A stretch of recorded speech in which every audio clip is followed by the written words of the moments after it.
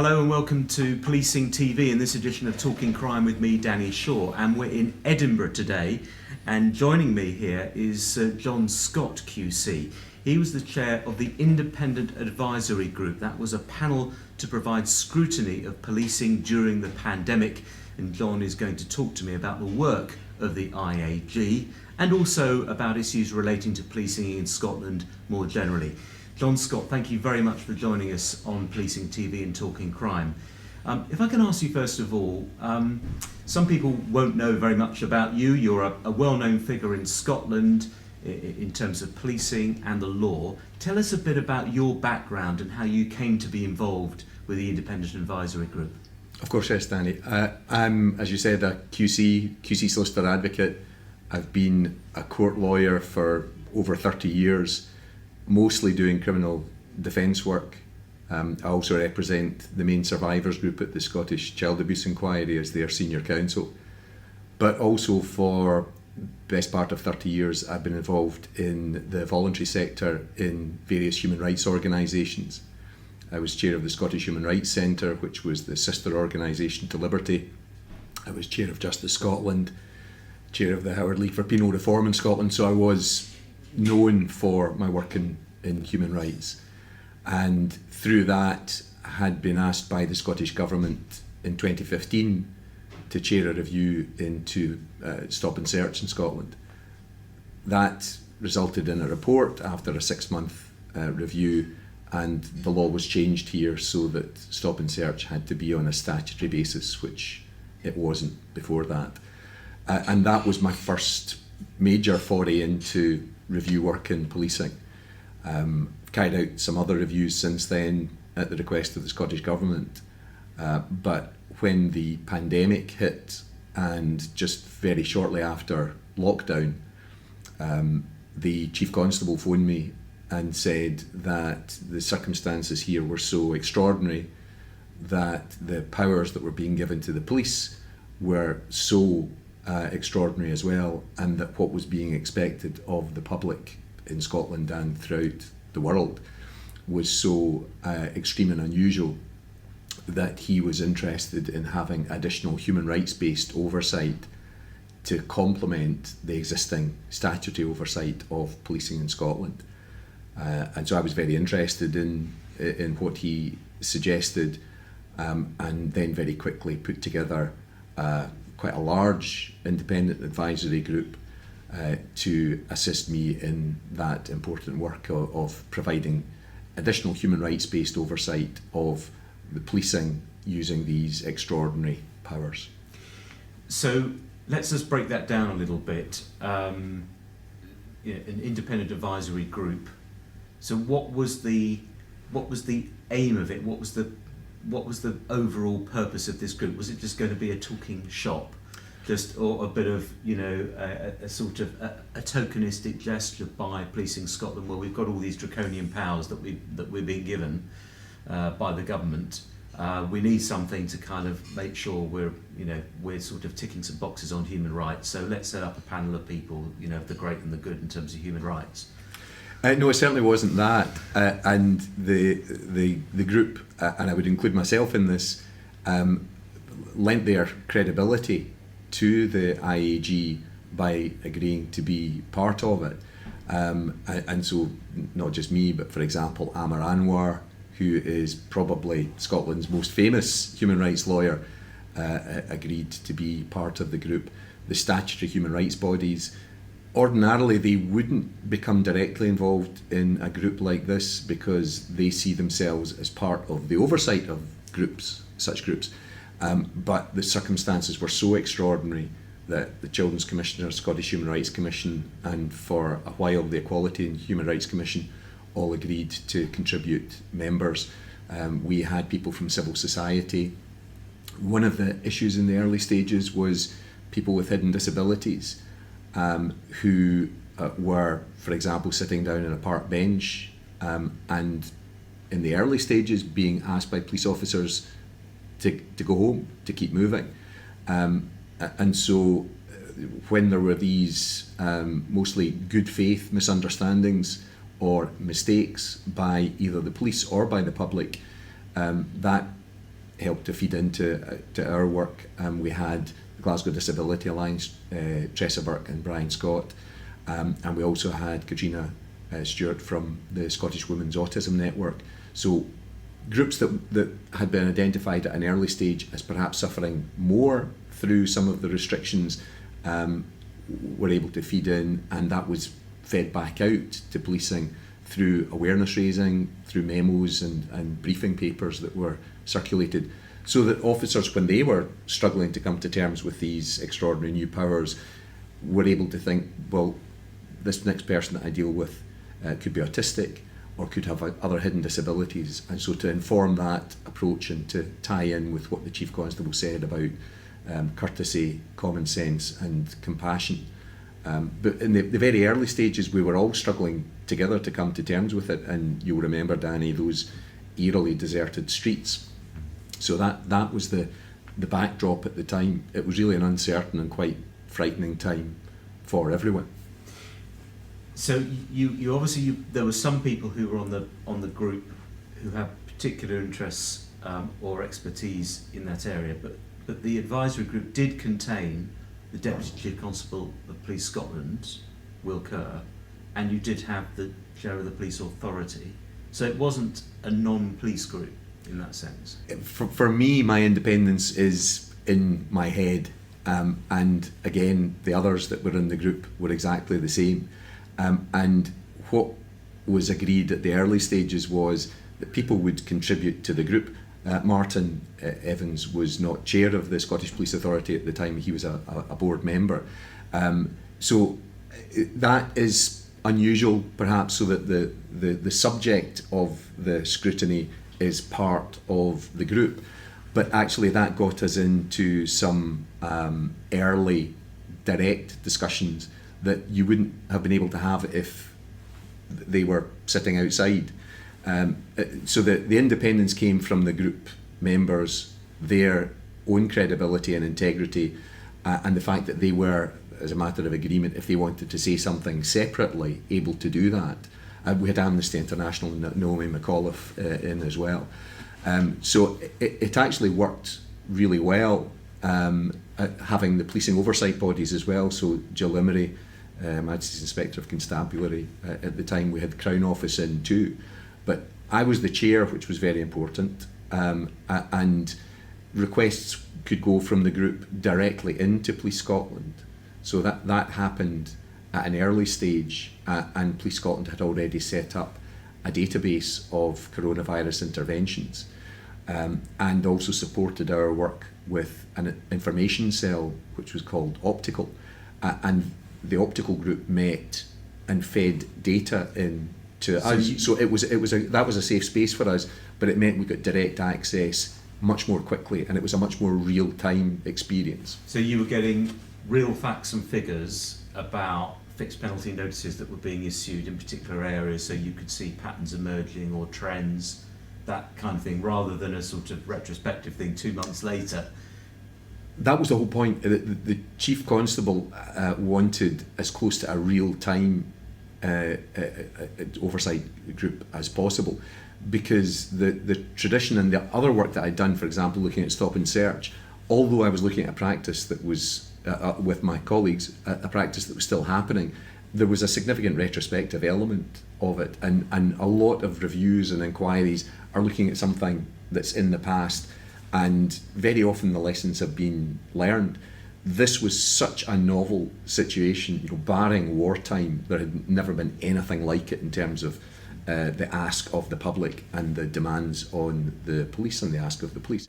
You had real-time facts and figures at your fingertips, and you could directly say, hang on a minute, what's going on here? And I think there were a couple of examples where you did that. Well, the data was really important. So Police Scotland had set up the information cell, which was chaired by ACC Gary Ritchie, and data went there first. We were able to discuss it. So IAG members were also, some IAG members were also members of Optical. I was one of those. And also on the data front, we had Professor Susan McVie, who's the Professor in Quantitative Criminology at Edinburgh University. And so we got data earlier than was publicly available, and Susan was able to analyse that data, and then that led to, you could see some trends, it led to questions. So one example would be the issuing of fixed penalty notices in some of the less urban areas in Scotland, and the question was then asked, well, why is it that there appears to be more breaches of lockdown restrictions in these areas? And in fact, the answer was that many of the fixed penalty notices were being issued to people from out with the area who had travelled there because they wanted to see a bit of scenery, as opposed to just staring at their own four walls during the height of lockdown. So things like that, where the data prompted questions, analysis of the data assisted with that, and also assisted with some of the answers. But we also then we got access to the different divisions, and questions were asked of the police there, and they were then able to explain. How many people were on the group? It varied. It was roughly 14, but the membership varied slightly from time to time. But you never met in person, presumably, during this time. It was all on Teams, wasn't it? We didn't meet in person. I mean, that was one of the most unusual aspects of it in the early stages, because we're all really familiar with Zoom and Teams now. I think I'd maybe used Zoom once, and someone else had it, and I'd had a meeting with them. But the security of our meetings was really important, given what we were discussing, and there wasn't a secure video format or platform available for us initially that met the security requirements. So for the first couple of months, our meetings were using a secure telephone line. So I had the challenge of chairing a meeting of 14, 15 people, some of whom I knew, all of whom I'd spoken to, some of whom I'd never been in meetings with or groups with before, and trying to have a meeting of a couple of hours. At that stage, we had a meeting every Monday and Friday, and knowing the people in the group, there are some of them who could, as with me, talk for Scotland.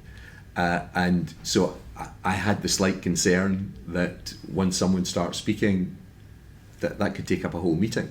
But the group demonstrated incredible self-discipline, and I became familiar with the sound of the voices, so that I would know who was speaking simply with through that. So that was for a couple of months, and then we were using Teams. Yeah. The frequency of the meetings was still in the early stages twice a week, because things were changing so quickly, and the most important thing was the law was changing so quickly.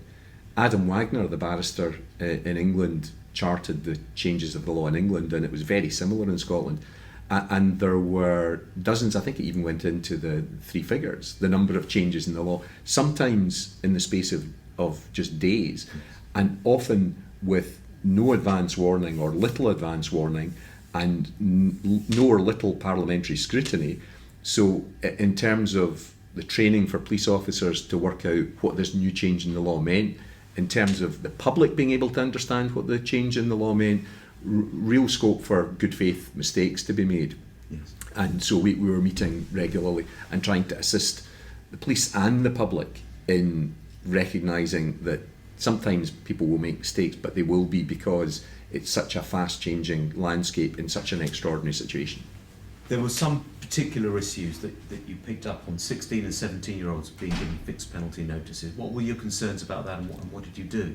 Well, the concern was that there had been a mistake made by the Scottish Government through the speed with which the regulations had been introduced. I don't think this was a mistake that was made in England, so that under 18s, who are children in terms of the United Nations Convention on the Rights of the Child, should be treated as children, and our initial regulations allowed 16 and 17-year-olds to be given fixed penalties. So that shouldn't have happened. I suspect it was a mistake made through the speed with which parliamentary draftsmen were having to work, and the lack of parliamentary scrutiny because of the speed. But what happened is that the Children's Commissioner, Bruce Adamson, and one of his colleagues, Maria Galli, were both alternating as members of the IAG. We had a discussion at the group about it. Police Scotland recognised that this must have been a mistake, and Police Scotland and the Children's Commissioner together went to the Scottish Government and said, you've made a mistake, you need to change it, and remedial steps were taken with the regulations very quickly.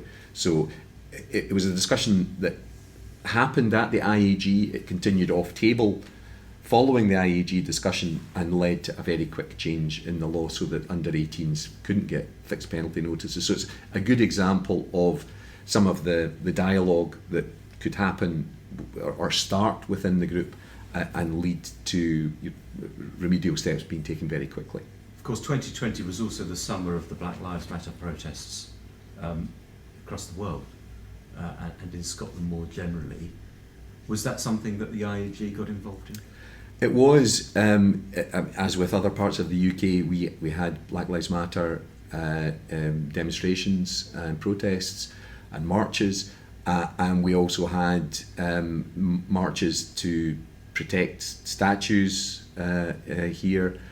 So as a group that had a significant human rights background, we were interested in the potential tension between the coronavirus regulations, which strictly speaking barred any gatherings beyond a handful of people, as against the established right to assembly and protest if it's peaceful. So looking at that tension and having discussions with the executive team but also divisional commanders in Police Scotland was really important and helpful for us, and it allowed us to see that the necessary human rights discussions were taking place within Police Scotland. There was a real fluency in our discussions with divisional commanders about the relevant articles of the European Convention. It was clear for us to see that the necessary considerations had been taken into account, that the balancing was given effect to, and that importantly the coronavirus regulations were not in general used to trump the right to peaceful assembly or protest. There's obviously been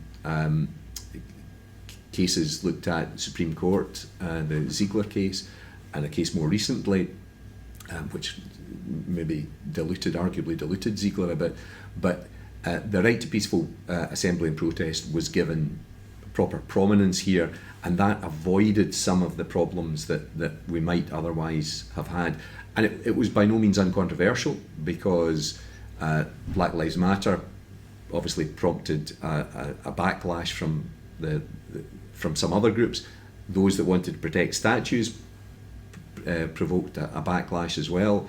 And we also had football-related gatherings in Scotland, which were perhaps even more controversial than the others. Rangers won the league, and then the fans went to celebrate in apparent contravention of the rules. When did the IAG become involved in that? Well, we were looking at the right to peaceful assembly and protest at that time anyway, but we were specifically asked by the Chief Constable to look at the Rangers gathering.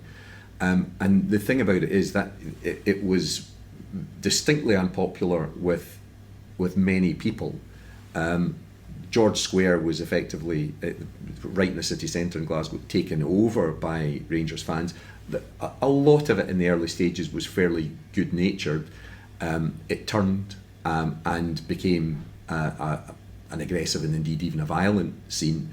And so we were able to speak to the divisional commander for Glasgow and to see that they adopted a consistent approach, because the fact that some people weren't happy about Rangers supporters going out and very publicly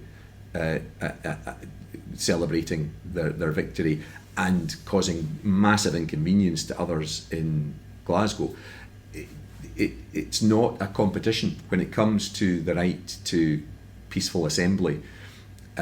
Football celebrations is specifically mentioned in one of the international covenants that deals with this, so that it can't be a popularity competition, and policing can't enter into that sort of ranking of well, these are football supporters, and therefore we're not going to allow it.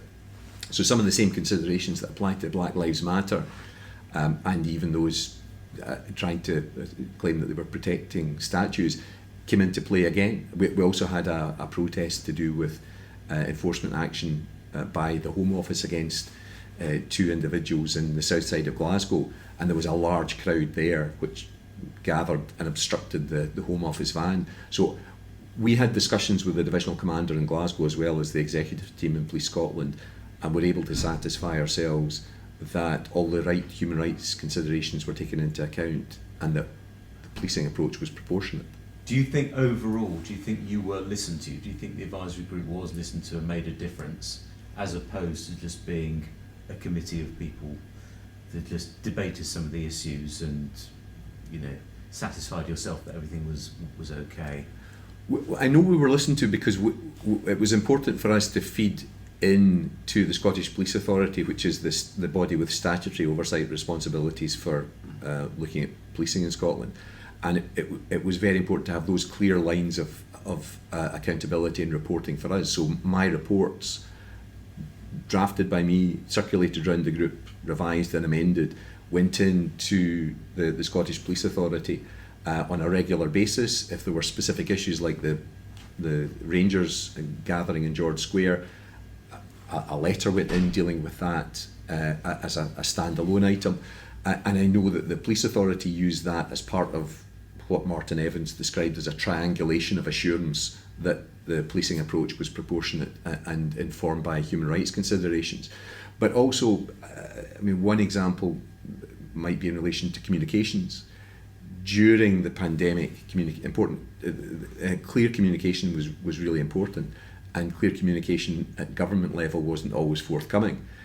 And obviously in Scotland we had the First Minister on a daily basis giving briefings, accompanied by a Chief Medical Officer and sometimes accompanied by the Chief Constable.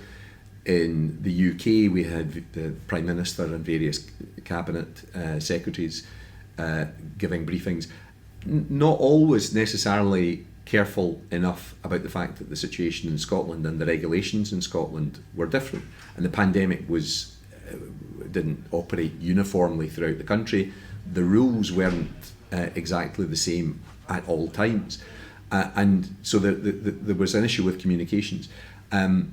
We were looking specifically at the communications by Police Scotland, and in relation to the policing of the football activities, the first of the football gatherings, because there were actually 2, we thought that maybe more could have been done to explain what was happening so that the public could see it, and so that those that were gathered, if they wanted to be peaceful and they saw it was degenerating, could leave.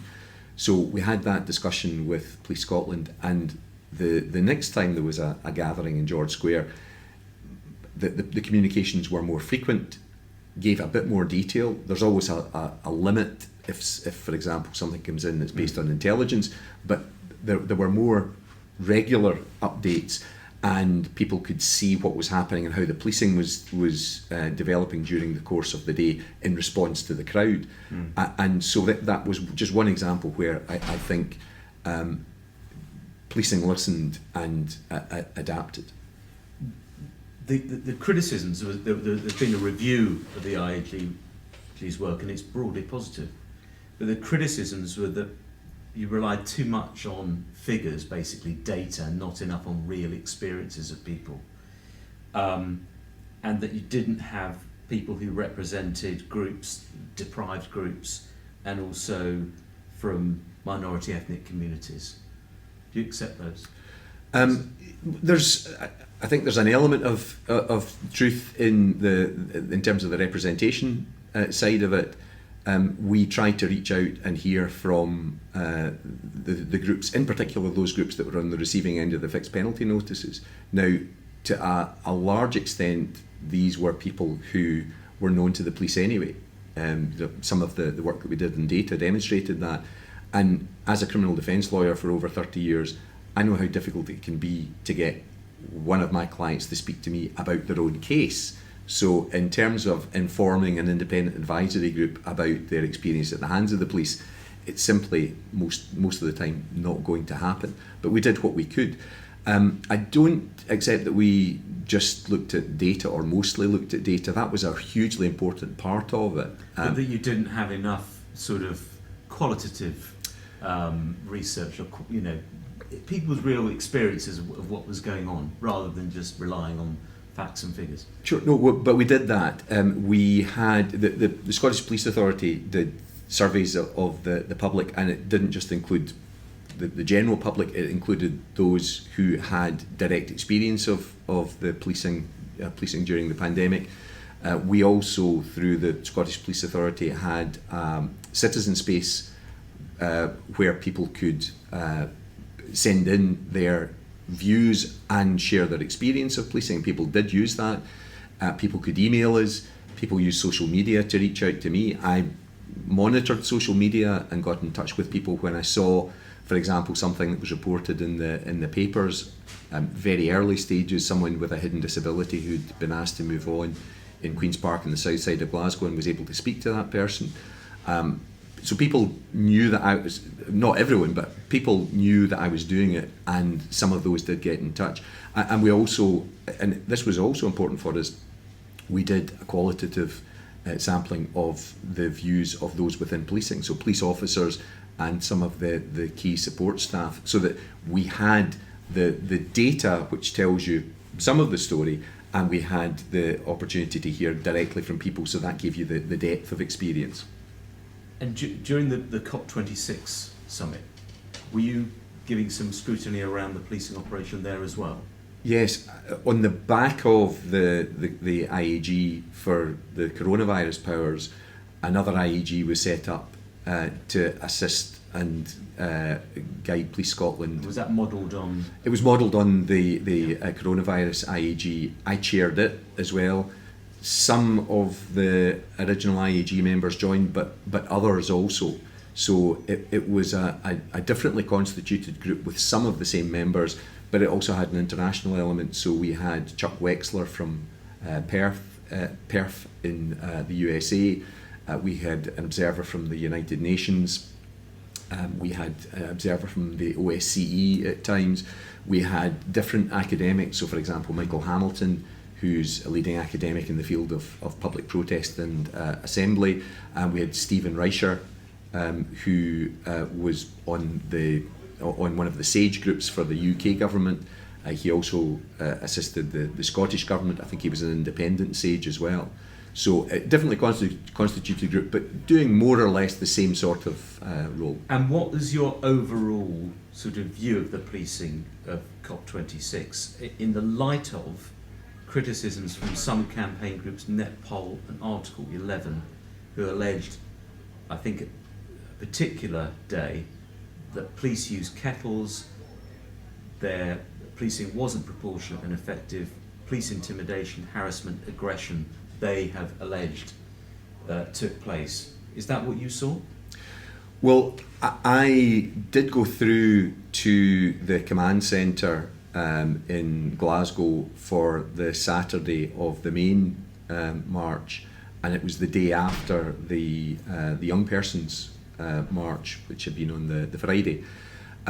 What I saw, which included the start of a lock-on at one of the main bridges into Glasgow city centre, was entirely reasonable and proportionate. In fact, the policing approach at that stage was just to leave the people connected to each other on the bridge. I think they were removed after a couple of hours. So in terms of direct experience, what I saw was fair, reasonable and proportionate. I've spoken to someone from Netpol and the Article 11 Trust, and also from the COP26 Alliance. We've still not put in a final report to the Scottish Police Authority, but I've seen the Netpol report, spoken to people there. Two of my colleagues on the IAG, Stephen Reicher and Michael Hamilton, were involved with other academics in a separate independent look at the policing of the COP26. I'm waiting for something from them. That will feed into the IAG, and then we'll put in a final report. So the jury's out as far as you're concerned? Yeah, what I saw was reasonable and proportionate, but I've heard, and not just from Netpol, about particular issues. The kettling or containment was one that I've heard from more than just Netpol. And so that's something that we will discuss and feed into the Scottish Police Authority. What I can say is, in terms of what was expected in advance or what was planned for, a massive number of arrests every day was planned for. In fact, the total number of arrests overall was less than was planned for on a daily basis. The number of complaints was very small. Now, that's only one metric, but an important metric nonetheless. The number of arrests, that's important too. I mean, for most people, the success or otherwise of COP26 relates to meeting environmental targets, and I think the jury's still out on that one as well. But in terms of the policing, it's still being looked at. I think it's still being looked at in Police Scotland. It's still being looked at by the Scottish Police Authority, and a final report will come in from the IAG. Okay, finally, because we're almost out of time. In terms of the IAG as a model for other distinct activities or operations, police activities, perhaps for other forces, what would your advice be to other forces that have got perhaps a particular issue, a particular operation coming up, or a particular set of circumstances? I think it works. The two that I have been involved in recently were both, I think, very effective and successful in the role that they had been given, and that was a human rights based supplement to existing oversight. It's the space between policing and the citizen is a really important space. I mean, obviously, in terms of the Pelian principles, the police are citizens and citizens of the police. So, but the space between them and the oversight in particular is really important. We operated in that space along with others. We operated with the statutory oversight bodies as well as the statutory human rights bodies, so that meant that there was a good element of coordination, but it was a supplement to what's already there. If there were specific things that came up, like COP26, which not quite like the coronavirus pandemic, but it was exceptional in its own way. It was the biggest policing operation of its kind in the United Kingdom. Something like that, I think, would benefit from an independent advisory group. The independent part is really important, so who's on it? The groups, the academics, civil society. I was perhaps very lucky that the combination both times was a fantastic combination. It was a privilege to work with these people who, in many cases, had deep roots into their community, so they were able to feed out from us and to feed back in from their networks in a way that I've not experienced before. So a lot depends on the individuals, on the networks that they're connected to, but I think not as a mainstay for how you do this sort of thing, but as for specific topics, I think the IAG model is very worthwhile. John Scott, thank you very much for joining us on Policing TV. Thank you very much. Thanks, Danny.